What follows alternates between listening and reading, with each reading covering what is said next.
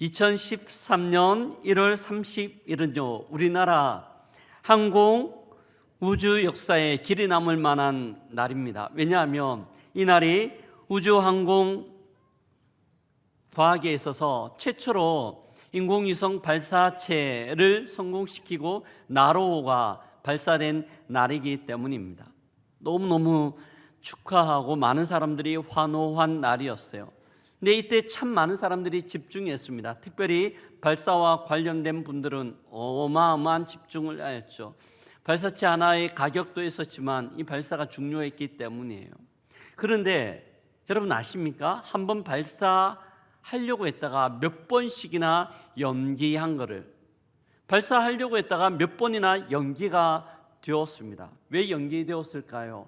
여러 가지 경우의 수 때문입니다. 변수들 때문이죠. 바람이 너무 많이 불어서 안 되고, 또한 비가 와서 안 되고, 또한 여러 가지 문제들 때문에 변수들이 생겨 연기하다가 나중에 1월 30일 날 발사했던 겁니다. 근데 이런 변수들은 항상 우리가 계획하고 우리가 철저히 준비하였다 하더라도 언제든지 엉클어질 수 있도록 만드는 것이에요.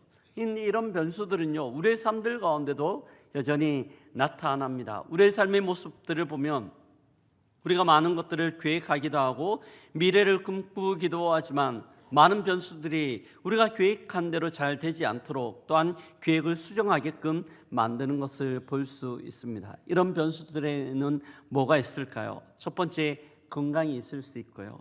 또한 두 번째로는 경제적 위기가 될 수도 있습니다. 또한 어떤 분들에게는 관계의 끼어짐과 흐트러짐이 그런 변수가 될 수 있습니다. 반면 이런 긍정적인 변수들도 있어요. 결혼하지 않으려고 그렇게 비혼주의자로 있던 어떤 자매가 어느 날 저에게 찾아왔습니다. 목사님, 저 결혼합니다.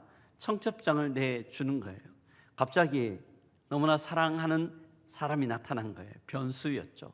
또한 어떤 경우에는 전혀 생각하지 않는 상황 가운데 중요한 기회가 우리에게 주어지는 경우가 있습니다. 우리의 인생을 바꾸어 놓는 많은 변수들이라고 할 수 있습니다.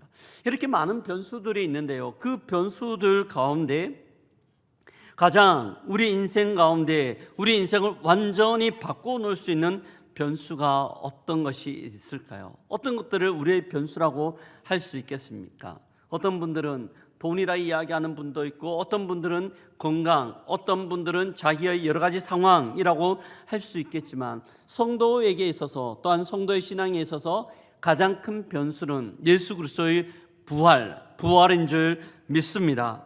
예수님의 부활은 단지 과거에 있었던 신비로운 하나의 사건이 아니라 오늘 우리의 삶을 전혀 다른 방식으로 만드는 가장 큰 또한 중요한 변수라고 할 수 있습니다.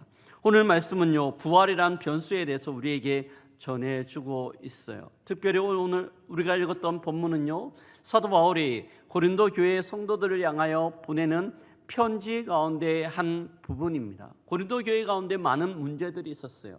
그 문제 중에 하나가 성도들 중 일부가 부활이 어디 있어? 부활은 없어. 부활을 부정하고 부활이 없다라고 이야기할 뿐더러 다른 사람에게도 이 영향력이 계속해서 전달되는 거예요. 이런 이야기를 들은 사도 바울이 편지를 쓰면서 예수 그리스도의 부활에 대하여, 부활이 역사적 사실이며 부활이 왜 중요한지 본문을 통하여 우리에게 이야기해 주고 있습니다. 근데 이런 이야기를 하면서요, 가설을 세워요. 가정이죠. 만약 부활이 없다면 어떻게 될까? 부활이 없다라면 그 가정 가운데 세 가지를 우리에게 이야기합니다. 사랑하는 성도 여러분, 우리의 신앙 가운데 부활이 없다면 어떨까요? 첫 번째 사도 바울이 이야기하는 것은요, 13절과 14절을 보면 나와 있는데, 특별히 14절을 보면 예수께서 만일 다시 살아나지 못하셨으면 우리가 전파하는 것도 헛것이요 또한 너희 믿음도 헛것이며 라고 말씀합니다. 부활이 없으면 예수 그리스도의 부활도 없고, 예수 그리스도께서 부활하지 않으셨다면 모든 것들이 헛된데 그 중에 하나가 믿음이라고 이야기합니다. 바울은요, 우리의 부활과 믿음을 밀접하게 연관시키고 있어요. 왜? 믿음과 부활이 연관되는 걸까요? 어떤 부분에서 연관성이 있을까요? 보통 우리가 믿음이라고 이야기하면 예수 그리스도께서 나의 죄를 위하여 십자가에 못 박혀 죽으셨다, 이걸 믿음이라고 이야기합니다. 하지만 온전한 믿음이란 것은요, 여기서 한 걸음 더 나아가 그렇게 죽으신 그리스도께서 장사한 지 사흘 만에 다시 부활하셨다까지가 온전한 믿음이며 우리가 이야기하는 믿음이라고 할 수 있습니다. 우리가 돈을 종종 쓰는데요, 지폐를 보면 만 원짜리 지폐입니다. 지폐인데 지폐 앞면에 어떤 그림이 있을까요? 어떤 그림이 있습니까? 만 원짜리는 잘 사용하지 않으셔서 잘 모르시나요? 세종대왕 그림이 있습니다. 근데 이 앞면에 있는 세종대왕 그림이 있는데요, 이 앞면에 세종대왕 그림만 있고 뒷면을 넘겼는데 지금은 있지만 아무것도 없다라고 생각해 보면 이 지폐를 사용할 수 있을까요? 사용 가능한 지폐일까요? 앞면만 있는 지폐, 사용 가능한 지폐일까요? 그렇지 않아요. 우리의 믿음도 마찬가지입니다. 예수 그리스도의 십자가가 너무나 중요하지만 부활이 없는 십자가는 의미가 없는 거죠. 예수 그리스도의 부활이 없다라면 예수님은 역사에 나타났던 수많은 성인이나 위대한 인물 가운데 한 명일 수밖에 없습니다. 부활이 없다라면. 이게 부활이 필요한 이유이죠. 부활이 없다면 또한 어떻게 될까요? 바울이 두 번째 우리에게 이야기하는 건데요, 17절에 보면 부활이 없다라면 우리를 향하여 그리스도께서 다시 살아나신 일이 없으면 너희의 믿음도 헛되고 너희가 여전히 죄 가운데 있을 것이요 라고 이야기합니다. 여전히 예수 그리스도의 부활이 없으면 우리가 죄 가운데 죄의 종이 되었다라고 말씀합니다. 하지만 부활은 하나님이 우리의 죄를 완벽하게 없애셨다는 증거가 되는 거죠. 바울은 왜 부활과 죄의 문제를 연결시키는 걸까요? 왜 부활과 죄의 문제를 연결시키는 걸까요? 왜냐하면 죄와 우리의 죽음은 뗄래야 뗄 수 없는 밀접한 연관성을 가지고 있기 때문입니다. 우리의 죽음은요, 죄로부터 들어왔어요. 사도 바울이 로마서 5장 12절에서 이렇게 말씀하는데요, 같이 한번 읽어볼까요? 로마서 5장 12절입니다. 그러므로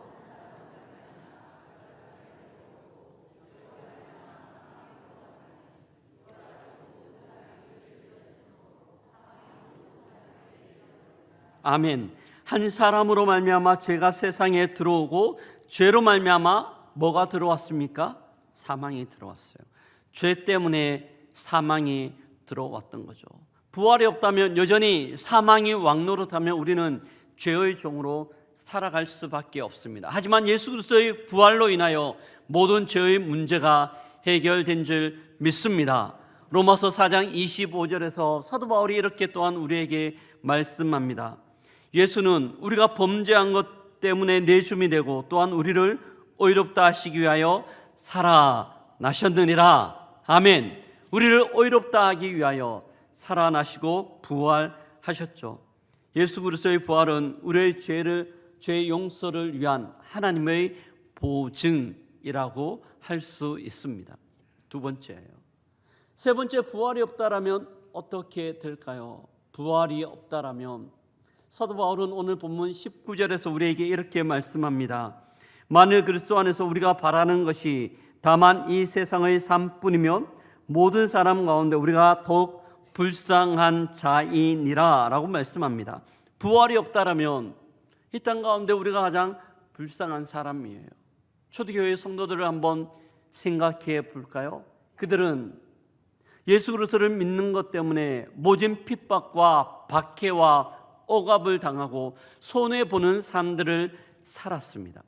어떤 이들은 예수 믿는 것 때문에 순교의 현장 가운데 형장의 이슬로 사라지기도 하였고요. 그렇다면 근데 만약 부활이 없다라면 어떨까요? 이들은 가장 불쌍한 자이죠. 이들은 가장 불쌍한 자입니다. 하지만 예수 그리스도의 부활은 우리에게 승리의 기쁨과 은혜를 주시는 줄 믿습니다. 사랑하는 성도 여러분, 부활이 있기에 우리의 슬픔은 위로를 받고 무엇보다 사랑하는 이를 먼저 하나님 품으로 떠나보낸 이들에게 부활은 무엇과도 바꿀 수 없는 위로이고 소망이기도 합니다. 몇 년 전에요, 저희 할아버지께서 소천하셨어요. 꽤 시간은 흘렀어요. 할아버지가 94세 때 소천하셨는데요, 장수하셨죠. 장례를 치르는데요, 선산이 있어서 발인과 그 매장하는 하관 장례를 진행하고 있었습니다. 아버지 형제분들이 할아버지 장례 마무리를 하면서 너무 많이 우시는 거예요. 60대 70대셨던 분들인데 저는 94세 아버지가 소천 돌아가신 걸 보면서 60대 70대 자제분들이 이렇게 많이 우는 거는 처음 경험했어요. 저도 많이 울었습니다. 근데 장례 마무리 때쯤 되어 저희 큰아버지께서 그렇게 말씀하셨습니다. 야, 이제 그만 울자. 이제 그만 울자. 아버지, 할아버지 천국에 가셨고 예수님께서 부활주로 오실 때 다시 오실 건데, 다시 우리 만날 건데 우리 이제 그만 울자. 큰아버지의 그 말 한마디에 모든 울음들을 멈추고 감사와 기쁨으로 장례를 마무리할 수 있었습니다. 왜 그래요? 부활 때문에 그렇습니다. 사랑하는 성도 여러분, 사도 바울은 20절에서요 명확하게 우리에게 이렇게 말씀합니다. 그러나 이제 그리스도께서 죽은 자 가운데서 다시 살아나사 잠자는 자들의 첫 열매가 되셨도다. 아멘. 아멘. 그러나 이제 그리스도께서 죽은 자들 가운데서 다시 살아나사 잠자는 자들의 첫 열매가 되셨다라고 믿음으로 선포합니다. 주님은 굳게 닫힌 무덤의 문들을 열어 젖히고 죽음의 권세를 깨뜨리시고 부활하셨어요. 그리고 예수 안에 있는 자들에게 이 부활의 은혜를 함께 선물로 주시며 동참할 수 있도록 하셨죠. 부활은요, 사람이 만들어낼 수 있는 이야기도 아니고 사람이 할 수 있는 이야기가 아니에요. 이 부활은 오직 우리의 상식과 우리의 생각을 초월하는 하나님의 이야기며 하나님의 실체입니다. 우리 또한 이 그리스도의 부활 때문에 부활의 주인공이 되었습니다. 여기에 있는 모든 분들이 이 부활을 믿기에 또한 부활을 알기에 함께 예배 드리고 있는 거죠. 그런데 우리가 부활을 믿고 부활을 알고 있음에도 불구하고 마치 우리의 삶의 모습들을 보면요, 부활을 하나의 가정처럼 부활을 추측으로 가능성으로 생각하고 살아가는 삶의 모습들을 보일 때가 너무나 많다는 겁니다. 부활을 믿지만 우리의 삶의 현장의 모습들을 보면 부활을 가능성으로, 가정으로 생각하고 살아가는 거죠. 가정과 정반대의 개념이 실제예요. 실제가 뭘까요? 실제는 과거에 일어났던 일들, 그리고 우리가 경험하고 있는 일들이 실제예요. 우리가 경험하지 못한 모든 미래의 일들은 가정입니다. 가능성이죠. 하지만 미래에 일어나지 않는 일들임에도 불구하고 그 일들을 두 가지로 나눌 수 있습니다. 첫 번째는 일어날 수도 있고 일어나지 않을 수도 있는 가정에 속한 일들이 있고, 두 번째는 분명히 일어나는 일들이 있어요. 일어날 수도 있고 일어나지 않을 수도 있는 일들을 한번 볼까요? 우리는 음주운전을 하면 안 된다는 것들을 너무나 잘 알고 있습니다. 음주운전을 하면 교통사고를 일어날 수 있기 때문이죠. 그런데 많은 사람들이 안 된다는 것들을 알면서도 음주운전을 해요. 왜 그럴까요? 음주운전을 하지만 사고가 날 수도 있지만 안 날 수도 있기 때문에, 사고가 나지 않을 가능성이 있기 때문에 사람들은 음주운전을 하는 거예요. 만약 음주운전을 하면 100% 사고 난다면 절대 사람들은 음주운전을 안 할 겁니다. 가능성 때문에 그렇습니다. 이 가능성 때문에 또한 나타나는 삶의 모습들을 보면요, 작년에 우리나라에서 로또 판매액이 얼마 정도 되었을까요? 통계청 자료에 의하면 무려 6조 가까이 되었다고 이야기합니다. 별로 놀라시지도 않네요. 6조 가까이 되었다고 이야기합니다. 사람들은 복권을 수많은 사람들이 사요. 살 때 기대를 가지고 있습니다. 이 복권에 될 수 있다는 가능성에 대한 기대이죠. 내가 복권을 사면 이 복권 중에 분명히 당첨될 거라는 기대와 가능성을 붙들고 복권을 사요. 하지만 혹시나 하고 복권을 사지만 나중에는 역시나로 끝납니다. 잘 복권 안 됩니다. 대부분 안 됩니다. 하지만 가능성 때문이에요. 어떤 부부가 있었습니다. 아내가 남편을 지그시 바라보며 그렇게 이야기합니다. 당신은 내 인생의 로또 같은 존재야. 남편이 그 말을 듣더니만 너무 기분이 좋았어요. 이야, 내가 우리 아내한테 그렇게 복덩이 같은, 그렇게 행운 같은 사람인가? 너무 기분이 좋았어요. 아내에게 묻습니다. 여보, 내가 어떤 부분에서 당신에게 로또 같은 존재야? 라고 묻자 아내가 이야기합니다. 안 맞아. 너무너무 안 맞아. 그렇게 기대하는데도 안 맞는 게 하나도 없어 라고 이야기합니다. 이게 로또예요. 그럼에도 불구하고 로또를 사는 사람들은 그 주에 꽝임에도 불구하고 그 다음 주에 또 로또를 사러 가고 또한 로또를 계속해서 삽니다. 가능성 때문입니다. 이런 미래에 일어날 일들 중에 될 수도 있고 안 될 수도 있는 일도 있지만 반드시 일어나는 일도 있어요. 대표적인 게 죽음입니다. 여기에 있는 분들 중에 100년 뒤에 살아있을 분 없을까요? 우리는 모두 다 죽음의 관문을 통과할 수밖에 없습니다. 저는 목회를 하면서요, 날마다 죽음, 날마다는 아니고 매달 몇 번씩 이 죽음을 경험합니다. 장례식장에 가서요, 예배를 드리며 죽음의 실체를 발견하고 또한 죽음의 실체를 경험합니다. 근데 정말 웃긴 게 제가 설교를 준비하면서 저희 삶들을 한번 살펴봤는데 저는 죽음에 대한 생각들을 하고 있지 않아요. 분명히 죽음을 경험하고 죽을 것들이 분명함에도 불구하고 죽는다는 생각들을 한 번도 해본 적이 없고요. 죽음에 대한 생각들을 가지고 살아가 본 적이 없는 거예요. 분명히 미래에 일어날 일임에도 불구하고 저희 삶의 모습은 그랬던 것이죠. 그런데 죽음뿐만이 아니라 부활에 대한 우리의 생각 또한 마찬가지입니다. 부활은 분명히 미래에 어느 날 일어날 명확한 사실이며 하나님의 약속인 줄 믿습니다.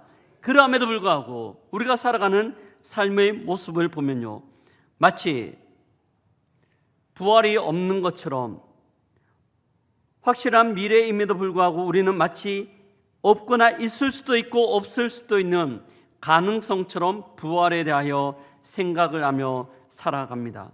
우리의 신앙생활에 죽은 후 천국과 부활에 대한 소망보다는 오히려 이 땅에서 예수 믿고 복 받는 것에 더 집중하고 그것이 다인 것처럼 우리가 살아가는 것이죠. 물론 여기에 있는 분들이 부활을 부인하거나 부활을 모른다는 것 전혀 아니에요. 그런 생각이 없다는 것도 아닙니다. 믿지 않는다는 말도 아니에요. 문제는 애매하게 믿는다는 거예요. 문제는 애매하게 믿는다는 거예요. 그 애매하게 믿기 때문에 우리의 신앙생활도 어쩌면 애매할 수 있어요.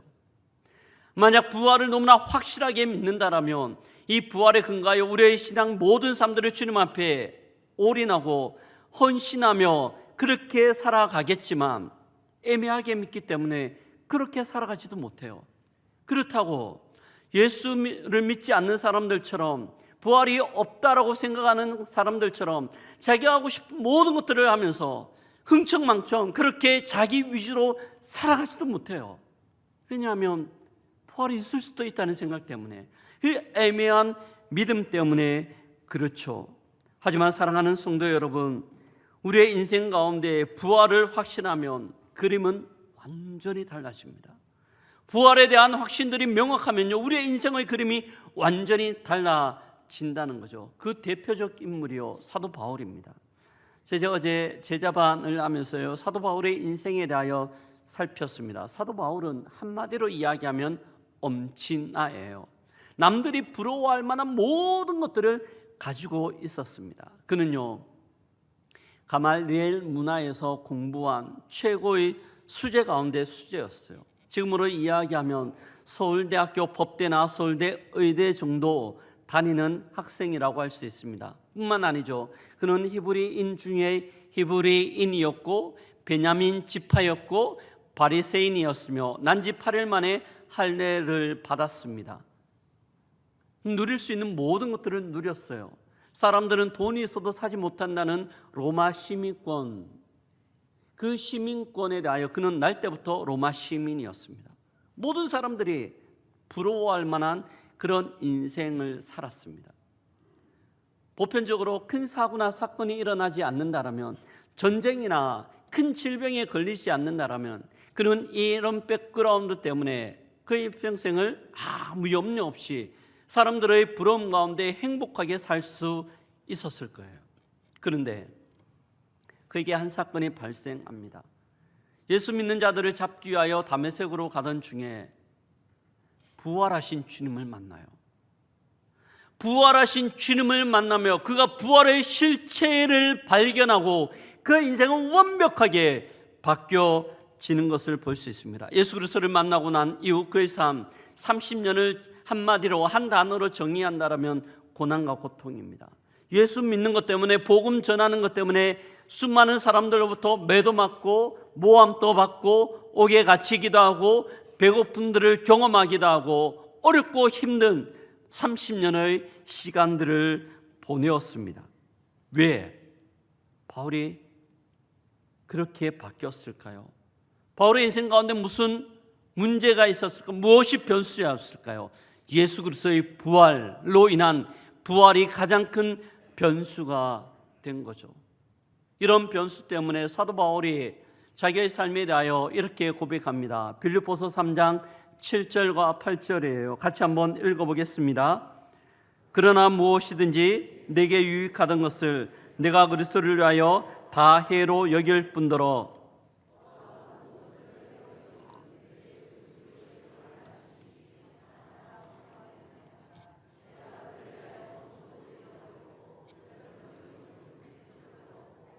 아멘.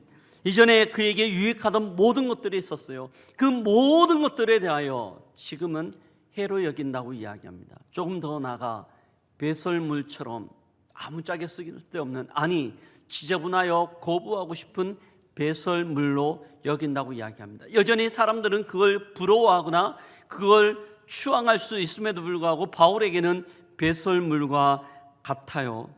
그렇기 때문에 그는 무수히 매를 맞고 죽을 뻔한 고비를 넘기면서 30여 년을 돌아볼 겨를 없이 숨가쁘게 달려왔습니다. 마치 멸시하고 나니 그 인생의 목적인 것처럼, 목표인 것처럼 그렇게 살았던 거죠. 마지막 순간까지 복음을 위하여 고난받는 삶이었습니다. 무엇 때문에 그랬을까요? 부활 때문에. 그의 인생 가운데 부활은 최고의 변수였어요. 그 부활을 붙들고 살았던 거죠. 그 바울이 19절에서 우리에게 이렇게 말씀하고 있습니다. 19절을 같이 한번 읽어볼까요? 만일 그리스도 안에서 우리가 바라는 것이 다만 이 세상의 삶뿐이면 모든 사람 가운데 우리가 더욱 불쌍한 자이니라. 아멘. 그렇게 열심히 살았는데 만약 이 땅의 삶이 다라면, 부활이 없다라면 우리는 가장 불쌍한 사람이라고 이야기합니다. 바울이 불쌍하다고 이야기하는 이유가 무엇일까요? 남들이 다 할 수 있는 것, 남들이 하는 것 못 해봤기 때문에, 아니면 이 부활을 있다고 믿으며 살아왔던 30년의 삶이 너무나 억울하기 때문에, 너무나 비참한 모습이었기 때문에, 수많은 고통 때문에? 아니요, 그것 아니에요. 그가 불쌍하다고 이야기하는 이유는 속았기 때문이에요. 30년 동안 없는 것을 있는 것처럼 속아서 살았던 삶이 불쌍하다는 거예요. 그의 30년 지난 인생이 부정되기 때문이죠. 그런데 부활이 없다라면 그렇겠지만 부활이 있다면 어떨까요? 부활이 있다면 어떨까요? 마치 부활이 없다라고 생각하는 그 사람들이 가장 불쌍한 사람인 거죠. 부활이 대입될 때 우리의 삶의 그림들은 완전히 바뀌어집니다. 사랑하는 성도 여러분, 부활이라는 것은 우리 인생의 확실한 최대의 변수입니다. 단지 일어날 수도 있고 일어나지 않을 수도 있는 하나의 가능성이 아니라 분명하고 반드시 일어나는 우리 인생의 최대의 변수인 줄 믿습니다. 이것을 믿음으로 고백할 때 우리의 삶을 향한 시선들과 시각들이 바뀌어집니다. 그 예를 보여주는 것이요, 누가복음 16장에 있는 모습이에요. 사랑하는 성도 여러분, 우리가 부활을 믿는다고 이야기하면 우리의 소망이 무엇이에요? 우리의 기대가 무엇입니까? 이 땅에서 우리가 조금 더 편안한 삶, 우리가 해보고 싶은 것들을 하고 가지고 싶은 것들을 가지며 살아가는 삶, 우리의 형통이 우리의 삶의 기대이고 바람입니까? 누가복음 16장에 보면요, 거지 나사로에 대한 이야기가 나옵니다. 나사로가 너무 거지였어요. 그래서 살기 위하여 주인집 대문 밖에서 살았습니다. 주인집 상에서 떨어지는 그 부스러기들로 배를 채우며 그렇게 살았어요. 근데 그의 몸에는 헌데도 났어요. 피부병이죠. 개들이 와서 그 헌데를 핥는 인생이었습니다. 많은 사람들은 나사로의 인생을 보면서 너무나 불쌍하게, 어쩌면 비참한 인생이라고 했을지도 모르겠습니다. 그렇게 보이니까요. 반면 그 집 안에 있는 부자를 한번 볼까요? 그는요, 모든 것들을 할 수 있는 인생을 살았습니다. 호의호식하며 날마다 자기가 하고 싶은 것, 모든 것들을 할 수 있기에 남부러울 것 없는 것처럼 그렇게 매일매일을 살았을 거예요. 많은 사람들은 그의 인생을 부러워하고 성공한 인생이라고 이야기를 했겠죠. 근데 그들의 인생이 거기서 끝났다라면 그렇게 마무리가 됩니다. 평가할 수 있어요. 하지만 그들이 죽고 난 다음 완전히 그림이 달라집니다. 나사로는요, 아브라함의 품 안에서 평안하고 형통하고 안정된 삶을 살아가고 있어요. 반면에 부자는 어떻습니까? 저 지옥에 떨어져서 형벌이 있는 지옥에 떨어져 있습니다. 그리고 나사로를 보면서 이야기해요. 나사로, 손끝에 물 한 방울만 찍어서 떨어뜨려줘. 내 혀 위에 떨어뜨려 달라고 요청하고 있습니다. 사랑하는 성도 여러분, 부활이 개입될 때 우리의 모든 시각들과 평가들은 완전히 달라지는 거죠. 우리의 인생이에요.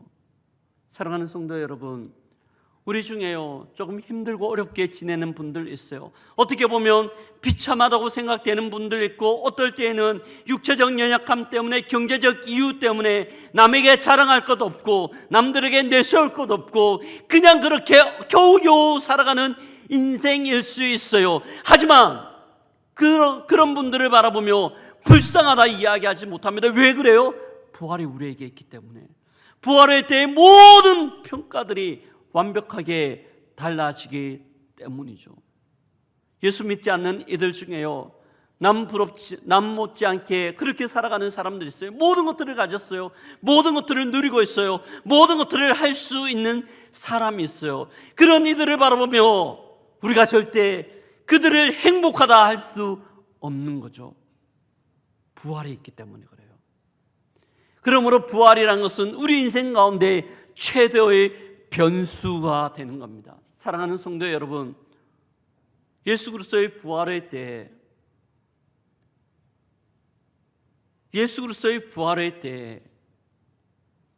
그 부활 앞에서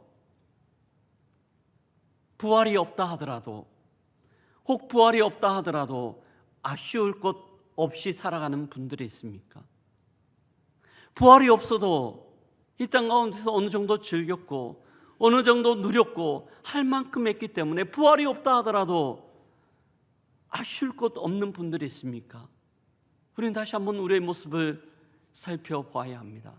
사랑하는 성도 여러분, 부활은 있을 수도 있고 없을 수도 있는 가능성이 아니라 분명히 언젠가, 그래서 재림의 때 우리에게 주어질 하나님의 약속인 줄 믿습니다. 그 약속 때문에 우리는 부활신앙으로 이 땅을 살아가는 거죠. 그 부활 때문에 나사로를 바라보며 불쌍하다 이야기하지 않고 복된 인생이라고 이야기할 수 있습니다. 그 부활의 때에 우리의 헤어지고 더럽혀진 모든 옷들을 벗겨버리시고 주께서 주시는 은혜와 기쁨과 감사의 옷을 우리가 입을 수 있기 때문입니다. 말씀을 마무리합니다. 사랑하는 성도 여러분, 예수님의 부활은 우리의 부활을 보장하는 하나님의 서명입니다. 그러므로 부활은 인생의 가장 큰 결정적인 변수입니다. 예수님이 부활하셨기에 우리 또한 절망 속에서 희망을 말할 수 있으며 눈물 속에서 기쁨을 말할 수 있는 거예요. 부활절 주일을 보내고 있습니다. 하루 지내면서 우리의 삶들을 점검해 봤으면 좋겠어요. 나에게 부활은 최대의 변수인가? 아니면 있을 수도 있고 없을 수도 있는 하나의 가능성인가? 부활신앙으로 주께 영광 올려드릴 수 있는 우리 모두가 되기를 주의 이름으로 축복합니다. 아멘. 아멘. 옆에 분들 한번 보고 그렇게 고백하겠습니다. 부활신앙으로 승리하기를 소망합니다. 아멘.